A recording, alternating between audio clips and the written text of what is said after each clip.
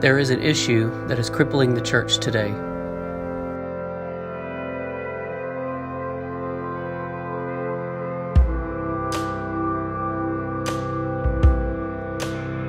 Too many people trying to follow Christ are doing so with a map mentality.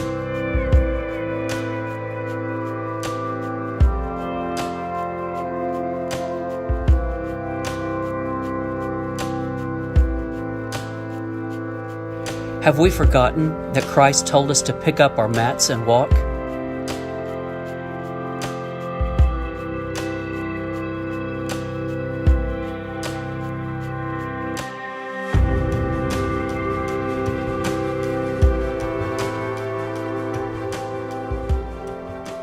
Today we're in this second part of the Map Mentality series, and just want to encourage you to think about what is said.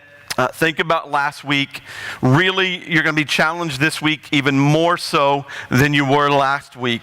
We are talking about a account of a man in John chapter 5 who was in a condition for 38 years.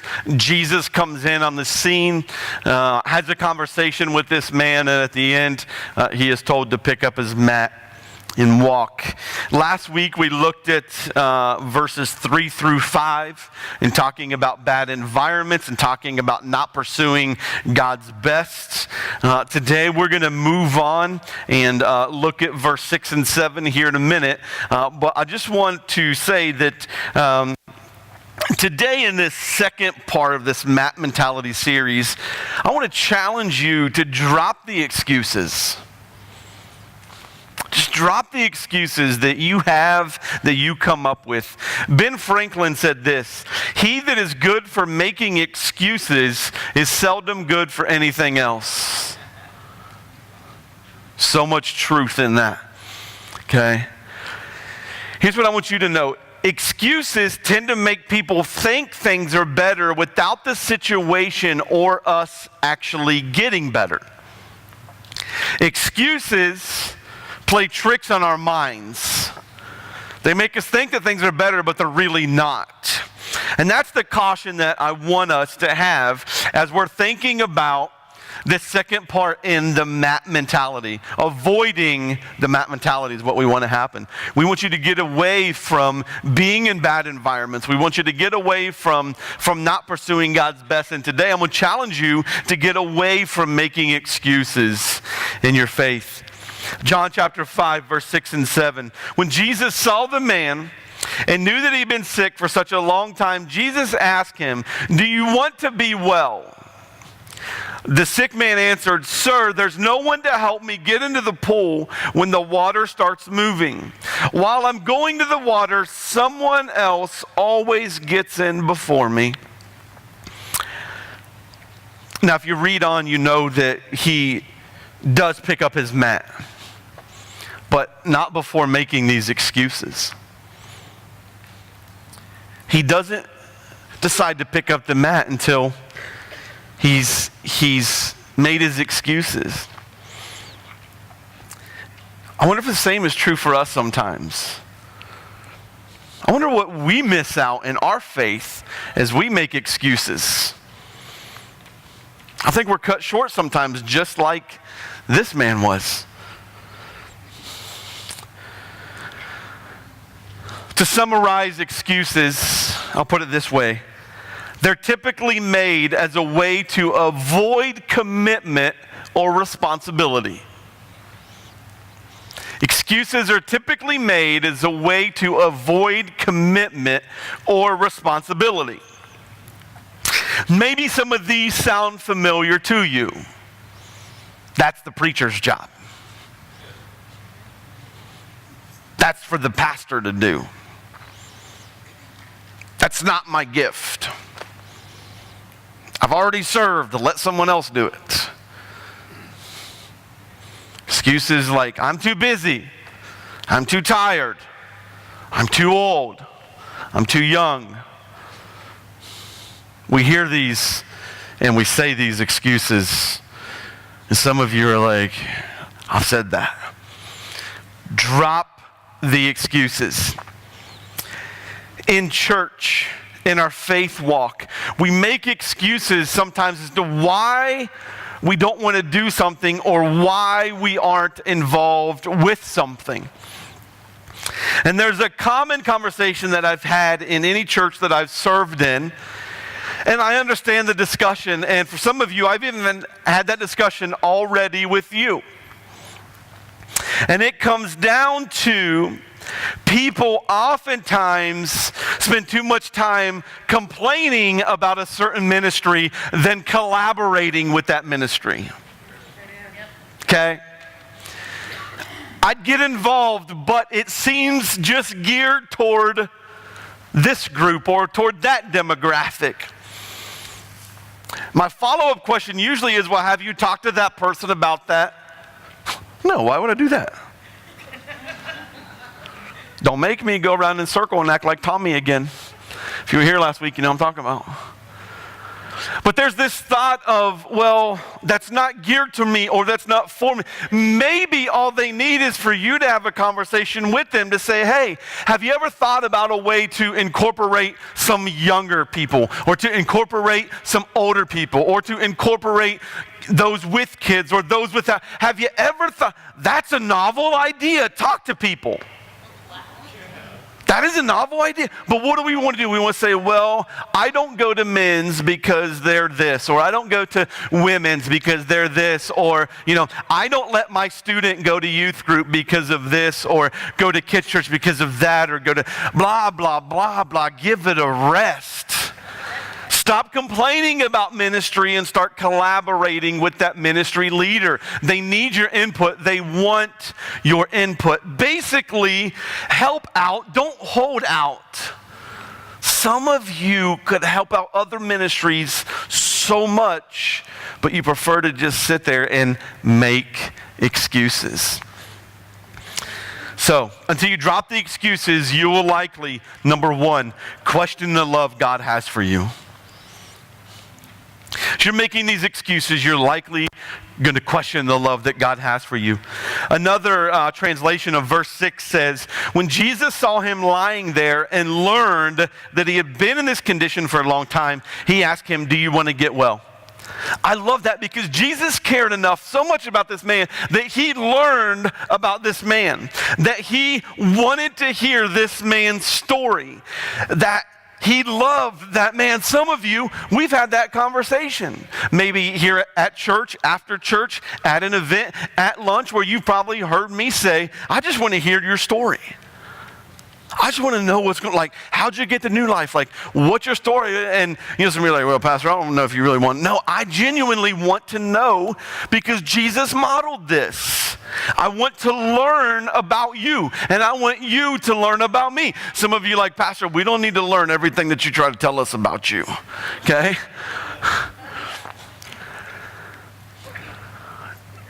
He learned about this man out of love. Not only did he learn about him, but Jesus wanted to provide a solution to the man's problem.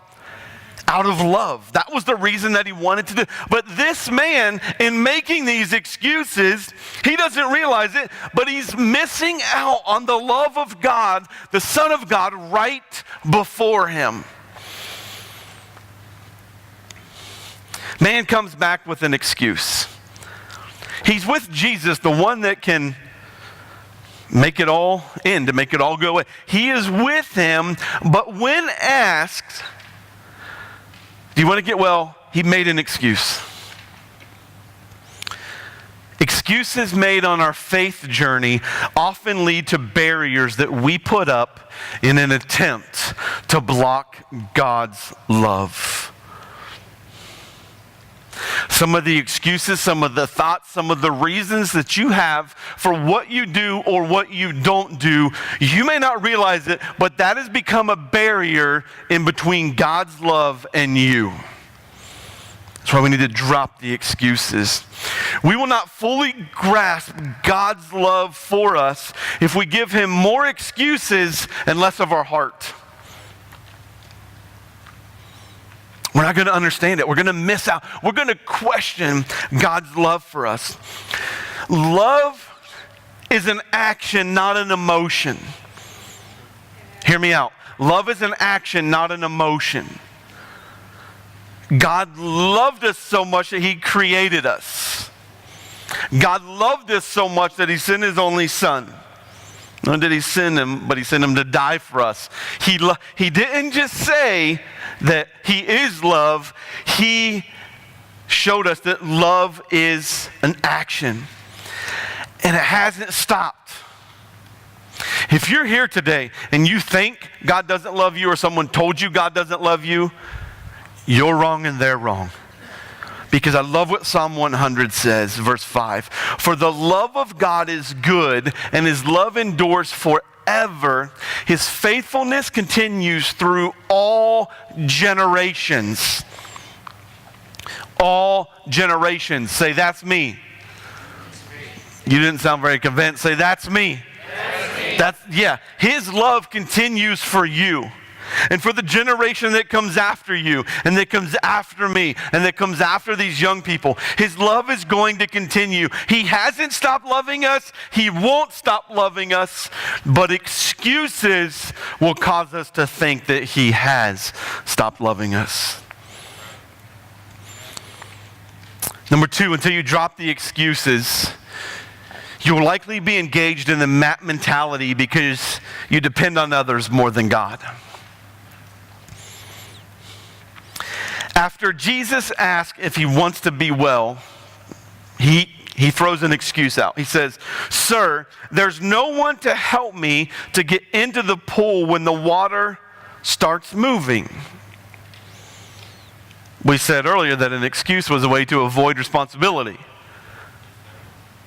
That's what he's doing. Well, sir, I'm not well because nobody will help me into the pool. They should. I want them to. I need them to. We don't get a sense that he's doing his part. This guy depended so much on others that it delayed his miracle. Sometimes you've just got to say, it's me and God. Sometimes you've just got to give everyone else the what for. And you just got to say, this is between me and God. I'm done depending on people. I need God.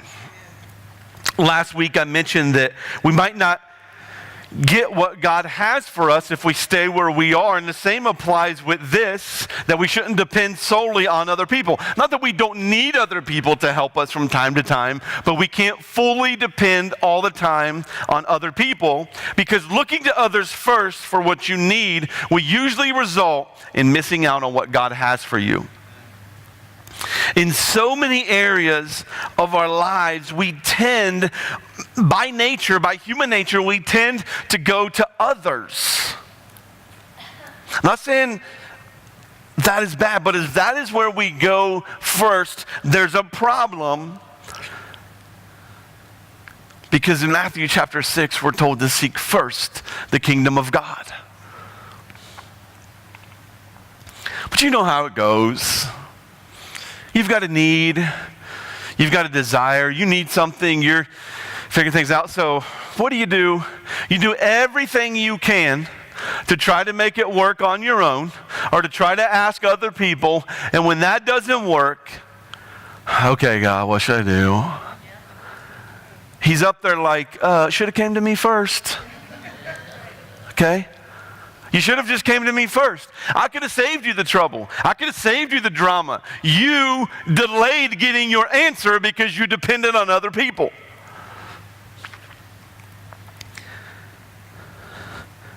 Avoiding the Matt mentality when it comes to excuses is important, because until we drop those excuses, we will likely blame others instead of doing our part.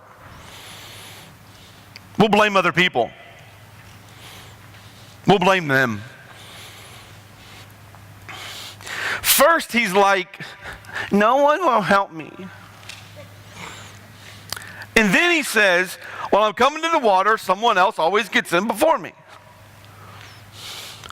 Now, he's had this condition for 38 years. he sounds a little confused. Is he depending on them or is he blaming them? His confusion reminds me of teenage girls. I was a youth pastor for a lot of years, okay? In ministry, around teenagers all the time. First off, when they're talking, I'm just like, breathe. I know your mouth is moving that fast, but can your brain process it that fast? Because mine can't. This is the confusion that I think that this guy's going for. The same confusion that we feel in conversations with teenagers. Now, I love teenagers, don't get me wrong. But sometimes at the end of the conversation, I'm like, what'd you say? Sometimes they don't even know what they said. It's that way sometimes. But we find this with adults as well. This confusion. Because growing up as kids and as teenagers, Mom, Dad, I want this, I need this. They depended on them. But as an adult, when they're struggling and they're having a tough time adapting to life and doing life, they blame Mom and Dad. They depend on them and then they blame them. They depended on parents, and when it didn't go their way, they blamed the very people that they depended on. That's how it goes when we depend on other people. Because we're depending on them oftentimes with a preconceived outlook of how we want the situation to go, and it doesn't go that way. So then, if I can't depend on them, I'm going to blame them because I've done nothing wrong. That's how we think sometimes. But if people stepped up and owned what they do wrong and where they fall short, they would get past things quicker.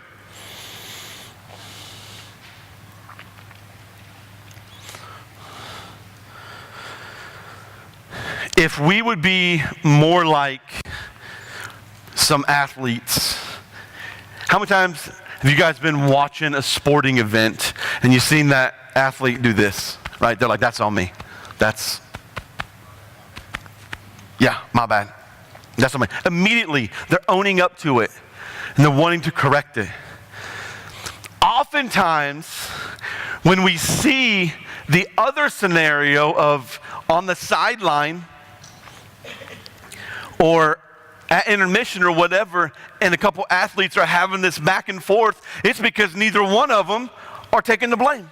Neither one of them are owning up to what's happening. But we do the same thing in Christian faith, right? We'll continue to complain about the ministry, but we're not going to go and own up that we have a problem, that we haven't done our role, that we haven't put on our big boy and big girl pants and went and talked to them. And we're going to complain about it. Own the fact that if you want something to get better, make it better.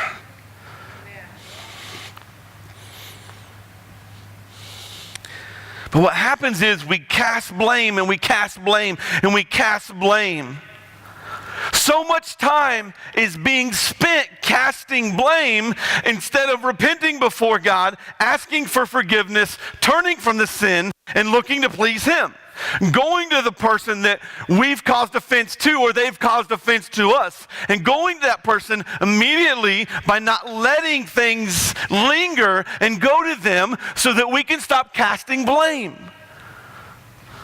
And that holds us up in moving forward in our faith in God, because we're saying, I like my excuses.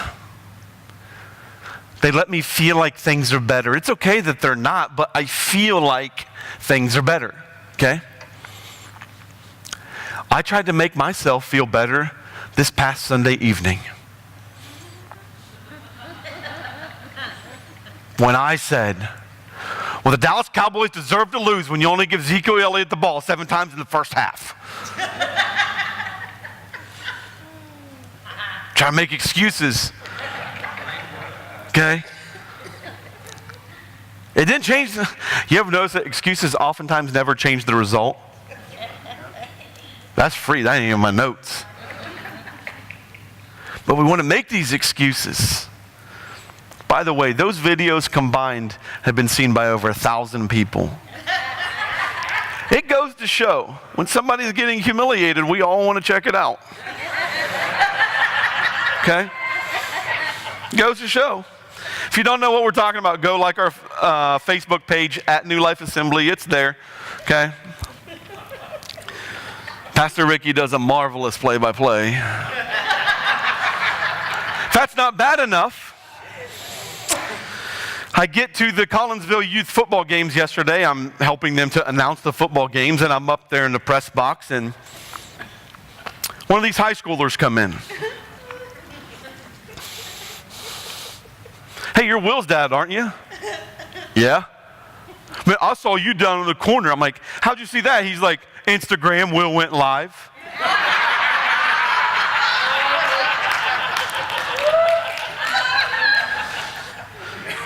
Oh, you're enjoying this, aren't you? You are basking in this, aren't you?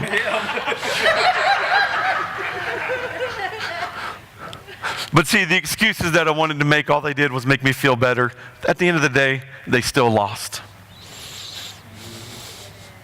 We don't need so much amens going, chill out.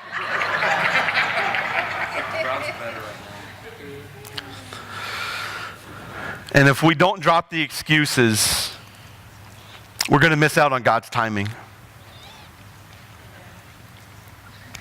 The man's excuses delayed his miracle.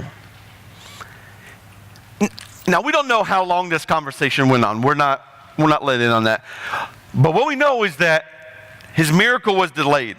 Even for a moment, even if all that happened was here. Like, you mean everything that happened in those stories aren't all written down? No, not every single little detail. Okay, I mean, we aren't told that Jesus, anywhere in here, we're not told that he used the bathroom. But I'm pretty sure he had to use the bathroom. Okay, so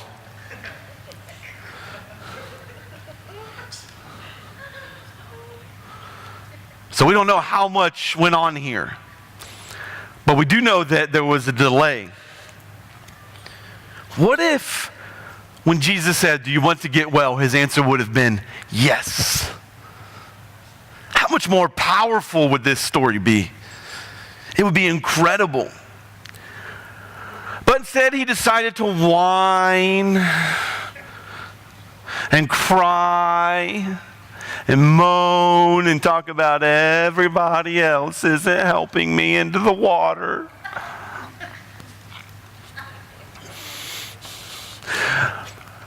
Pastor didn't come visit me in the hospital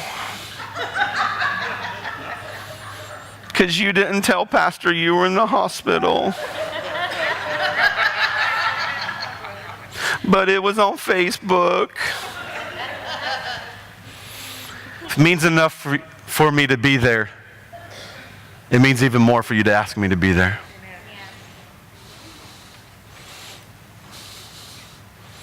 Okay? But we make these excuses. I figured I'd slide that one in on you. Make those right? We want to depend on other people. We want to blame other people, right? Here's another one.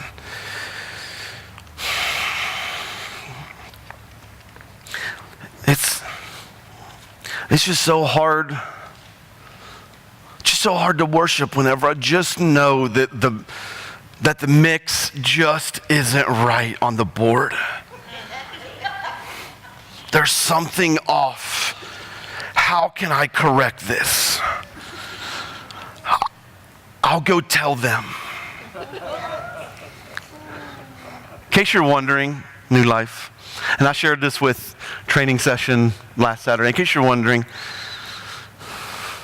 the best way for you to help with that is to collaborate with that ministry and join the ministry. Because whenever you go back there and you're like, hey, this is too loud, or this is too soft, or I can't hear this, or I can't hear that, all they do is smile, say thank you, and never change a button. Okay? We love to worship together, but our heart is, hey, if you want to help with this, get involved with this. Get engaged with this. Because when that happens, I've even wondered myself at times, like, as we want to go and complain about something, in that moment of complaining, do we miss out on something that God has for us? And I'm not talking about just on Sunday morning. I'm talking about wherever we are, however we are. In that moment of complaining, in that moment of blaming, in that moment of trying to depend on other people rather than depend on God, do we miss out on something in that moment? I would say yes, we do.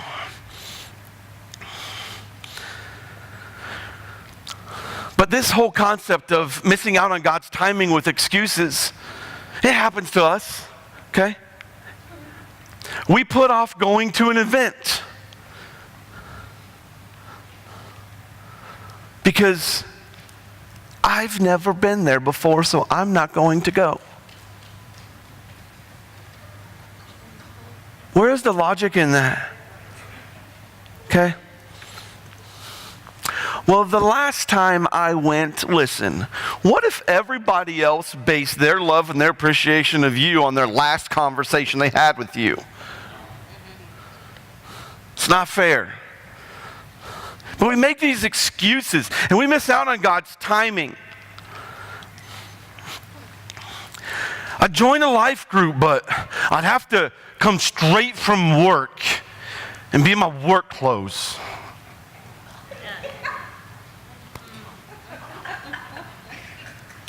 You're missing out on God's timing. Show up in your work clothes. I mean, nobody may not sit with you if you stink too bad, but we're glad that you're there. I'm not sure if that's going to help with training Saturday or hurt it, but we make these excuses. There's different things that happen. We got another men's breakfast coming up on Saturday. Some people are going to be like, oh, I go, but that's my day to sleep in. I'll just connect with you guys on Sunday. Maybe there's a miracle and an answer to prayer at that men's breakfast that you're not going to get on Sunday, but it's there for that day. I mean, I am jamming her home today. But let's stop with these excuses. We tend to have this mentality that I want something from God and I can't wait for Sunday. I can't wait for Sunday to get here. I can't wait for Sunday. Really? You think this is the only place God works and God operates? Stop waiting. If there's something on Tuesday that you need prayer for, call someone, pray about it, don't gossip about it. Go to them, meet up with them, have lunch with them, talk with them. We don't have to wait for Sunday for things to happen of God. Last time I checked, He created all the days. And He took one to rest. He still created them. He created morning and evening. He created the sun and the moon. So if He created all of that, can He not do something for you Monday through Saturday as well? Because you may not have what you need because you have placed God in this box called Sunday morning service, and if it's not there, then I'm not going to get my answer. But God said, hey, I had that for you on Thursday morning. But you're like, no, I have to get to church. And I need Jonathan and the team playing music for me. No, you don't. Stop missing out on God's timing because of your excuses. I want to be someone that lays hands on people no matter the day, no matter where I am. Some of you leave, you're like, whew, man, that worship service was off the chain. In case you're wondering, that means it was good. I can't wait till next Sunday. Are you kidding me? You can worship Jesus anywhere, at any time. with or without music, whether you know the words or not, whether it's too loud or it's too quiet. You can worship Jesus and stop delaying your answer from God because you're missing out on God's timing. This guy delayed God's timing, delayed his miracle to pick up his mat. An excuse in one moment is often reflected as disobedience in another moment. An excuse in one moment is often reflected as disobedience in another moment. Context of our story is this man was needing a touch from God, but it's bigger than that. Do we make excuses that cause us to resist God's plan or God's purpose for us? At the very least, we don't get God's blessing when we could because we're busy making excuses. Why? Because we're selfish. Because it's about me, and it's about my conditions, and it's about when I want it to happen. And God's saying, you have no idea. Because God is the same yesterday, today, and forever. God is the God of now, and He's the God of tomorrow. So in those moments where you need something from God, will you just drop the excuses? Would you just forget about the mat last week that we said became your comfort zone, and just drop the excuses and hear from God?